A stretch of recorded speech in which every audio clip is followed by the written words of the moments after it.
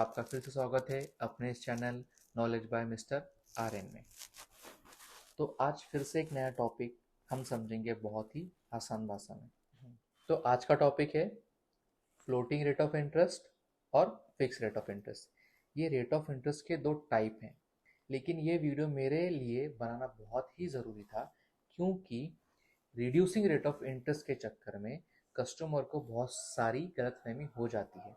अब मान के चलिए आप किसी एजेंट के द्वारा या फिर किसी डीएससी के द्वारा या हमारी तरह किसी कंपनी के द्वारा आप लोन लेते हैं किसी बैंक में, तो आपको बताया जाता है कि आपका rate of interest reducing rate of interest है, और फिर क्लाइंट को ऐसा लगता है कि मेरा रेट ऑफ इंटरेस्ट खाली कम ही होता जाएगा, बढ़ेगा नहीं। तो जी नहीं, ऐसा नहीं होता है। Reducing rate of interest means floating rate of interest. Floating means वो कम भी होगा, ज़्यादा भी होगा, वो पानी की तरह कम ज़्यादा होता रहेगा, हलता हुआ rate of interest. Reducing rate of interest लेना फ़ायदेमंद होता है अकॉर्डिंग टू टाइम। इसी तरीके से फिक्स रेट ऑफ इंटरेस्ट भी होता है। अगर आपका रेट ऑफ इंटरेस्ट फिक्स है तो उसके कुछ नुकसान भी हैं और फ़ायदे भी हैं। अब फिक्स रेट ऑफ इंटरेस्ट क्या होता है? अगर मान के चलिए आपने 9% पे होम लोन परचेस किया फिक्स में, तो ना ही आपका रेट ऑफ इंटरेस्ट बढ़ेगा ना ही कम होगा। ठीक है। अब इसके कुछ फ़ायदे हैं और कुछ नुकसान हैं। अब फ़ायदे क्या हैं? फ़ायदे ये हैं कि मान के चलिए कि आज के टाइम पे आपको रेट ऑफ इंटरेस्ट दिया गया 6.5 और आपको मार्केट की अच्छी खासी नॉलेज भी है, या आप जिनके द्वारा लोन ले रहे हो उनको मार्केट की अच्छी खासी नॉलेज है, तो वो आपको सजेस्ट करेंगे कि रेट ऑफ इंटरेस्ट आप फिक्स लीजिए या फिर फ्लोटिंग लीजिए। अब मान के चलिए कि 6.5 रेट ऑफ इंटरेस्ट फिर से तो मिलने नहीं वाला, क्योंकि अभी रेट ऑफ इंटरेस्ट 8.5 हो चुके हैं। लेकिन इन फ्यूचर रेपो रेट कम हो जाए और रेट ऑफ इंटरेस्ट 6.5 पे आ जाए और आपको कोई भी bank fix rate of interest का ऑप्शन दे। हालांकि सारी बैंक आपको फिक्स रेट ऑफ इंटरेस्ट का ऑप्शन नहीं देती है, लेकिन अगर कोई बैंक आपको फिक्स रेट ऑफ इंटरेस्ट का ऑप्शन दे तो आप वो ले लीजिए। क्यों? क्योंकि 6.5 ये रेट ऑफ इंटरेस्ट हिस्ट्री का सबसे कम रेट ऑफ इंटरेस्ट था हाउसिंग लोन में आफ्टर कोविड-19। तो ऐसे समय में फिक्स रेट ऑफ इंटरेस्ट लेना फायदेमंद रहता है। लेकिन अब आपने ले तो लिया 6.5 पे फिक्स रेट ऑफ इंटरेस्ट, तो इसके नुकसान क्या है? अब जब कभी भी आप फिक्स रेट ऑफ इंटरेस्ट लेते हो तो उसमें आप पार्ट पेमेंट चार्जेस आपको देना पड़ता है। पार्ट पेमेंट चार्जेस क्या होता है? मान लीजिए कि आपके पास कहीं से पैसा आ जाए और आप अपने लोन अकाउंट में प्रिंसिपल अमाउंट भरना चाहते हैं। तो मान लीजिए आपको 2 लाख रुपए का लोन अमाउंट भरना है, तो बैंक आपको चार्ज करेगी 2%। हालांकि ये डिफरेंशिएट रहेगा, कोई 1.5, कोई 2%, कोई 3% अलग अलग लगाएगी विद जीएसटी, तो आपको वो पेड करना पड़ेगा। जब कभी भी आप अपने लोन अकाउंट में प्रिंसिपल अमाउंट भरने के लिए जाओगे तो आपको उसके लिए चार्जेस देने पड़ेंगे।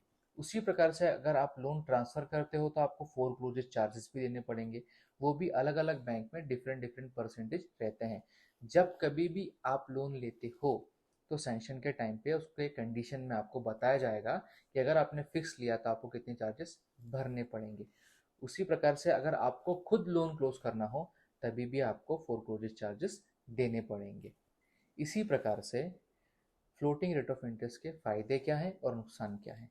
अब नाम से ही पता है आपको कि रेट ऑफ इंटरेस्ट कम भी होगा और ज़्यादा भी होगा। तो उसका पहला फ़ायदा है कि आपको किसी भी प्रकार के part payment charges, foreclosure charges या आपको खुद से लोन बंद करना हो तो उसके लिए किसी भी प्रकार के चार्जेस आपसे नहीं लिए जाएंगे। इवन आपको लोन ट्रांसफ़र भी करना हो तो आपसे चार्जेस नहीं लिए जाएंगे। इसका एक टाइम पीरियड होता है जो कि ज़्यादा से ज़्यादा 6 मंथ या मैक्सिमम किसी बैंक में 1 साल तक के लिए दिया जाता है। अगर आपको 6 महीने हो चुके हैं और उसके बाद अगर आप पैसे भरते हो तो आपको चार्जेस नहीं देने पड़ेंगे। आप लोन ट्रांसफ़र करते हो तो आपको चार्जेस नहीं देने पड़ेंगे। अब मान लेते हैं आपने 9% पे होम लोन लिया और 3 या 4 महीने बाद वो रेट ऑफ इंटरेस्ट कम हो गया और वो आ गया 7.5% तक। तो आपको एक नॉमिनी फ़ी भरने के बाद वो रेट ऑफ इंटरेस्ट आपको दिया जाता है। अब आपने लोन लिया था 9% पर, वो रेट ऑफ इंटरेस्ट आ गया 7.5 तक।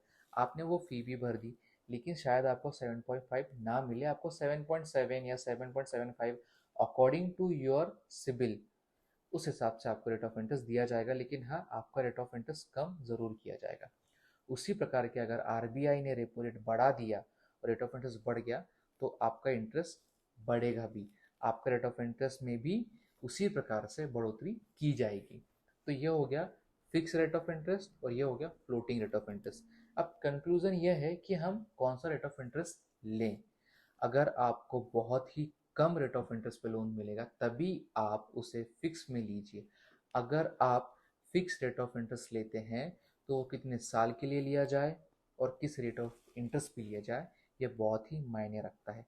और अगर आप फ्लोटिंग रेट ऑफ इंटरेस्ट ले ही रहे हो तो आपके लिए ओपन है, कोई नुकसान नहीं है। मान लीजिए आपने एक बैंक में लोन लिया 9.5 में और कल को जाकर 6.5 हो गया, तो आप लोन ट्रांसफ़र कर लीजिए, आपको चार्जेस नहीं पड़ेंगे।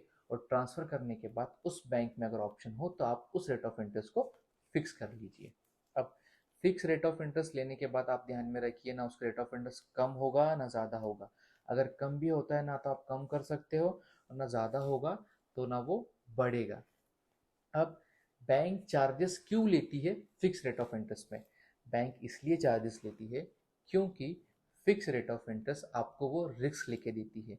अगर रेट ऑफ इंटरेस्ट बढ़ भी जाए तो भी आपको वही rate of interest bank provide करेगी, इसलिए वो इस प्रकार के चार्जेस लेती है, जैसे कि फोरक्लोजेस, पार्ट पेमेंट, या आपको लोन क्लोज करना हो तो उसके charges.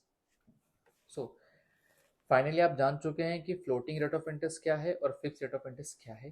Reducing rate of interest मतलब लोन का इंटरेस्ट कम ही होते जाएगा, ऐसा नहीं है। तो आज से ये गलतफहमी आपके दिमाग से निकाल दीजिए। रेट ऑफ इंटरेस्ट खाली दो ही टाइप के होते हैं। इन डिटेल में अगर मैं जाऊं तो फिर वो पीएलआर फ्लैट बहुत इन डिटेल में जाऊंगा, तो उसके लिए मैं अगर अलग वीडियो आप चाहते हैं तो आप कमेंट कीजिए, वो वीडियो मैं आपके लिए बना दूंगा इन्फॉर्मेटिव के लिए। अगर आपको ये वीडियो पसंद आया हो तो ज़्यादा से ज़्यादा शेयर करें, आप अपने ग्रुप में शेयर करें और वीडियो को लाइक करना ना भूलें। आने वाली ऐसे ही इन्फॉर्मेटिव वीडियो को आसान भाषा में समझने के लिए अपने इस channel knowledge by mister Aryan को सब्सक्राइब करें और सपोर्ट करें। बेल आइकन दबाना ना भूलें। तब तक के लिए जय हिंद, जय महाराष्ट्र।